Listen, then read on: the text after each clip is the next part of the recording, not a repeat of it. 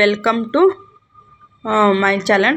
ಸ್ವಾಗತ ಸುಸ್ವಾಗತ. ಇವತ್ತಿನ ವಿಡಿಯೋದಲ್ಲಿ ನಾವು ಏನು ವರಲಕ್ಷ್ಮಿ ಹಬ್ಬವನ್ನು ಮಾಡಿಕೊಂಡು ಬಂದ್ವಿ. ಕೆಲವೊಬ್ಬರಿಗೆ ವರಲಕ್ಷ್ಮಿ ಹಬ್ಬವನ್ನು ಮಾಡೋದಕ್ಕೆ ಆಗಿರೋದಿಲ್ಲ. ನಾನಾ ಕಾರಣಗಳು ಇರಬಹುದು.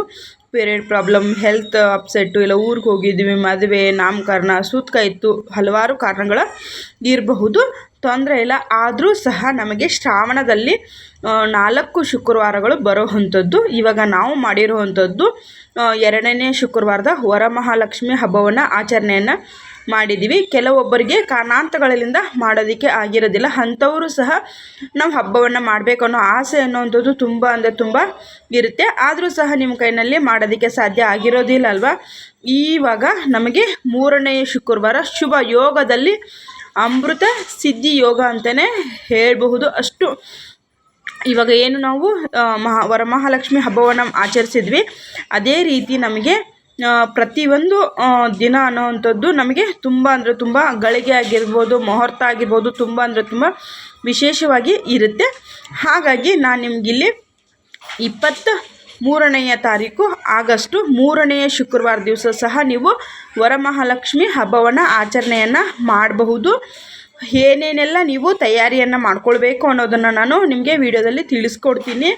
ಮಡ್ಲಕ್ಕಿ ಕಟ್ಟೋದ್ರಿಂದ ಸಹ ಮತ್ತು ಯಾವ ಒಂದು ಪೂಜಾ ಸಮಯ ಮತ್ತು ಮಡ್ಲಕ್ಕಿ ಕಟ್ಟೋದಾಗಿರ್ಬೋದು, ಲಕ್ಷ್ಮಿಗೆ ಪ್ರಿಯವಾಗಿರುವಂಥ ವಸ್ತುಗಳಾಗಿರಬಹುದು, ಪ್ರತಿಯೊಂದನ್ನು ನಾನು ಇಲ್ಲಿ ನಿಮಗೆ ಬರೆದು ತಿಳಿಸ್ಕೊಡ್ತೀನಿ. ನೀವು ನಿಮ್ಮ ಕೈನಲ್ಲಿ ಇದನ್ನು ಸ್ಕ್ರೀನ್ಶಾಟನ್ನು ತೆಗೆದುಕೊಂಡು ಹೋಗಿ ನೀವು ಗಂಧಿಗೆ ಅಂಗಡಿಯಲ್ಲಿ ಆಗಿರ್ಬೋದು, ಲಕ್ಷ್ಮಿಗೆ ಪ್ರಿಯ ಹೊಸದಾಗಿ ಮಾಡ್ತಾ ಇರೋರು ಸಹ ನಮ್ಮ ಕೈನಲ್ಲಿ 16ನೇ ತಾರೀಕು ವರಲಕ್ಷ್ಮಿ ಹಬ್ಬ ಮಾಡೋದಕ್ಕೆ ಆಗಿಲ್ಲ ಅಂತ ಚಿಂತೆ ಅನ್ನೋವಂಥದ್ದು ಬೇಡ. ಇವಾಗ ನಮಗೇನು 23ನೇ ತಾರೀಕು ವರಮಹಾಲಕ್ಷ್ಮಿ ಹಬ್ಬ ಬರ್ತಾ ಇದೆ ಅಲ್ವಾ, ಆವತ್ತಿನ ದಿವಸ ಸಹ ನೀವು ಈ ಒಂದು ಶುಕ್ರವಾರದ ಪೂಜೆಯನ್ನು ನೀವು ಮಾಡಬಹುದು. 4ನೇ ಶುಕ್ರವಾರ ಕೂಡ ನೀವು ಮಾಡ್ಬೋದು. ಆದರೆ ಅಷ್ಟೊಂದು ನಿಮಗೆ ಫಲ ಅನ್ನುವಂಥದ್ದು ಸಿಗೋದಿಲ್ಲ. ಹಾಗಾಗಿ ನಾವೇನೇ ಒಂದು ಕೆಲಸಗಳನ್ನು ಮಾಡಿದ್ರು ಅದಕ್ಕೆ ಅಂತ ಒಂದು ಗಳಿಗೆ ಮುಹೂರ್ತಗಳಿರುತ್ತೆ. ಆ ಒಂದು ಗಳಿಗೆ ಮುಹೂರ್ತದಲ್ಲಿ ನಾವು ಮಾಡಿದಾಗ ಮಾತ್ರ ಅದಕ್ಕೆ ನಮಗೆ 100ಕ್ಕೆ 100ರಷ್ಟು ಪ್ರತಿಫಲ ಅನ್ನುವಂಥದ್ದು ದೊರೆಯುವಂಥದ್ದು. ಹಾಗಾಗಿ ನೀವು ಖಂಡಿತವಾಗ್ಲೂ 23ನೇ ತಾರೀಕು ಲಕ್ಷ್ಮಿ ಹಬ್ಬ ಯಾರೆಲ್ಲ 16ನೇ ತಾರೀಕು ಮಾಡಿಲ್ವೋ ಅವರೆಲ್ಲ ಯಾಕೆ ಚಿಂತೆ ಮಾಡೋದನ್ನು ಬಿಟ್ಟು ಈ ಒಂದು ವಿಡಿಯೋನ ಖಂಡಿತವಾಗ್ಲೂ ಯಾರ್ಯಾರು ಇನ್ನೂ 16ನೇ ತಾರೀಕು ವರಲಕ್ಷ್ಮಿ ಹಬ್ಬ ಮಾಡಿಲ್ವೋ ಅವ್ರಿಗೆ ಖಂಡಿತವಾಗ್ಲೂ ನಿಮಗೆ ನಿಮ್ಮ ಫ್ರೆಂಡ್ ಸರ್ಕಲ್ ಆಗಿರ್ಬೋದು, ಫ್ಯಾಮಿಲಿ ಸರ್ಕಲ್ ಆಗಿರ್ಬೋದು, ಖಂಡಿತವಾಗ್ಲೂ ವಿಡಿಯೋನ ಅವ್ರಿಗೆ ಶೇರ್ ಮಾಡಿ. ತುಂಬ ಅಂದರೆ ತುಂಬ ಉಪಯೋಗವಾಗಿರುತ್ತೆ.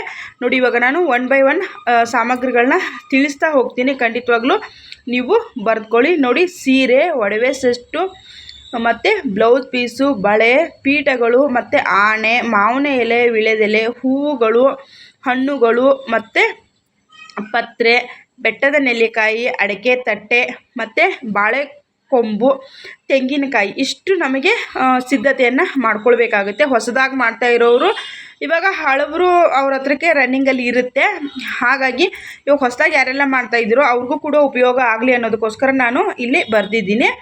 ನೋಡಿ, ಮಡಲಕ್ಕಿ ಸಾಮಾನಲ್ಲಿ ನಾವು ಏನೇನೆಲ್ಲ ಇಡಬೇಕು ಅನ್ನೋದನ್ನ ತಿಳಿಸ್ಕೊಡ್ತೀನಿ. ಒಂದು ಬ್ಲೌಸ್ ಪೀಸು ಹಸಿರು ಬಣ್ಣದ್ದು ಇಡಬಹುದು, ಇಲ್ಲಾಂದರೆ ಕೆಂಪು ಬಣ್ಣದ್ದಾದರೂ ನೀವು ಇಡಿ. ಅಕ್ಕಿ, ಬೆಲ್ಲದಚ್ಚು, ಕೊಬ್ಬರಿ ಅರ್ಧ ಹೋಳು, ಅರಿಶಿನ ಕುಂಕುಮ, ಚಿಕ್ಕ ಪ್ಯಾಕೆಟು, 2 ಎಲೆ ಬಟ್ಲಡಿಕೆ, ಇದನ್ನೆಲ್ಲ ನೀವು ಇಟ್ಟು ಆ ಗಂಟನ್ನು ಕಟ್ಕೊಳ್ಬೇಕಾಗತ್ತೆ. ಅದರಲ್ಲಿ ಇವಾಗ ಲಕ್ಷ್ಮಿಗೆ ಪ್ರಿಯವಾಗಿರುವಂಥ ಪ್ರಿಯವಾದಂಥ ವಸ್ತುಗಳನ್ನ ತಿಳಿಸ್ಕೊಡ್ತೀನಿ. ನೋಡಿ, ಗೋಮತಿ ಚಕ್ರ 6, ತಾವರೆ ಬೀಜ 6, ಬಿಳಿ ಕವಡೆ ಮತ್ತು ಗುಂಡಡಿಕೆ 2, ಲವಂಗ 6, ಬಾದಾಮಿ 6, ಏಲಕ್ಕಿ, ಖಜೂರ 6, ಶ್ರೀಫಲ ಅಂದರೆ ಲಿಂಬೆಹಣ್ಣಿಗಿಂತ ಸ್ವಲ್ಪ ಚಿಕ್ಕದಿರುತ್ತೆ ಶ್ರೀಫಲ, ಅರಿಶಿನ ಕೊಂಬು 5.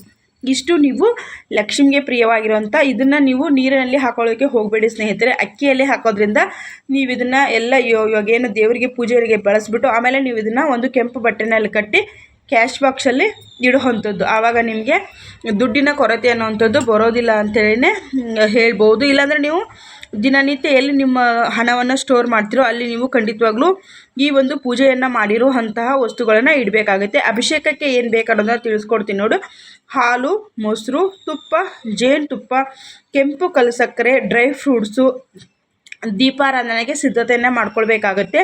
ಪಂಚಗವ್ಯ ದೀಪ, ಮತ್ತು ಬೆಟ್ಟದ ನೆಲ್ಲಿಕಾಯಿ 2, ಅಚ್ಚು ಬೆಲ್ಲ 2 ಅಭಿಷೇಕಕ್ಕೆ ನಮಗೆ ಅಚ್ಚು ಇರುತ್ತಲ್ವ ಅದನ್ನು ನೀವು ಇಲ್ಲ ಸ್ವಲ್ಪ ಅಚ್ಚು ಬೆಲ್ಲ ಇಲ್ಲ ಅಂದರೆ ಸ್ವಲ್ಪ ತುಂಡು ಬೆಲ್ಲ ಇದ್ದರೂ ಕೂಡ ನೀವು ಅಭಿಷೇಕಕ್ಕೆ ಬಳಸ್ಕೋಬಹುದು. ದೀಪಾರಾಧನೆ ಮಾಡೋದಕ್ಕೆ ನಿಮಗೆ 2 ಬೆಲ್ಲದ ಚನ ಸಹ ತೆಗೆದುಕೊಳ್ಳಿ. ಇಲ್ಲ ಅಂತಂದರೆ ನೀವು 2 ಬೆಟ್ಟದ ನೆಲ್ಲಿಕಾಯಿನ ಸಹ ತೆಗೆದುಕೊಳ್ಬಹುದು. ಇಲ್ಲಿ ನೋಡಿ, ವರಮಹಾಲಕ್ಷ್ಮಿ ಹಬ್ಬಕ್ಕೆ ಕಡಿಮೆ ಖರ್ಚಿನಲ್ಲಿ ನಾವು ಅಗತ್ಯವಿರುವ ವಸ್ತುಗಳನ್ನು ತಪ್ಪದೇ ತೆಗೆದುಕೊಳ್ಬೇಕು.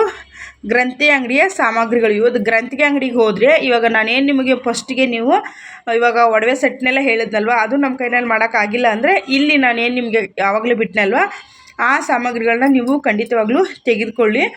ನೋಡಿ, ವರಮಹಾಲಕ್ಷ್ಮಿ ಹಬ್ಬ ಇನ್ನೂ ಯಾರು ವ್ರತ ಆಗಿಲ್ಲ ಅಲ್ವಾ, ಅಂಥವರು ಮಾಡೋದೇ ಅತ್ಯಂತ ಶುಭ ಮುಹೂರ್ತ ಹೊಂದಿರುವ ಸಂಪೂರ್ಣ ಮಾಹಿತಿ ಸಮಯ ನೋಡಿ.